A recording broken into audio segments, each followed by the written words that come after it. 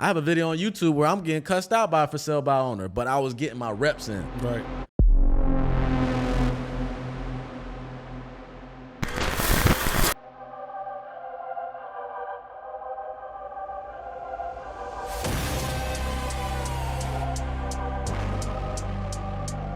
As a wholesaler, you're in a very interesting position because you are the only person in the transaction that is both the buyer and the seller. Yep.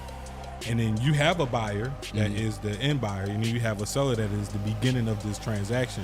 Request to get a list of current open code violations on them. I get down.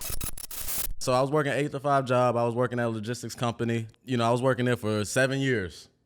And I just got tired of the going back and forth to work, driving back and forth to work. I wanted some more freedom. Started getting into wholesaling a little bit. I did my research online, Google, how to get into real estate without using money and all this and that. I'm connecting the buyer with the seller, essentially, right? And the product is the property. I just started taking action. I'd drive for dollars. I would start writing out property addresses. I would put out bandit signs on Fridays at 2 a.m., 3 a.m. in the morning. And then come to find out they was taken up on Monday. The first step is you need to find you and start putting together lists of properties. That's the first step. However you do that is on you, right? And here's some ways you can do it. You can drive for dollars in your neighborhood. Look for distressed properties.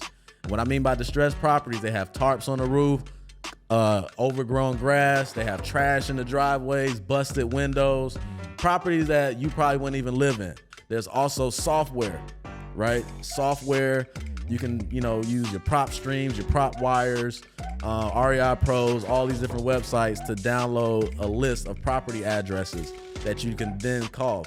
So step number 1 is getting property addresses and getting people to call, creating lists of people to call. You're playing a lot of different roles as a wholesaler, and it's very important to know exactly what's going on with each role, right?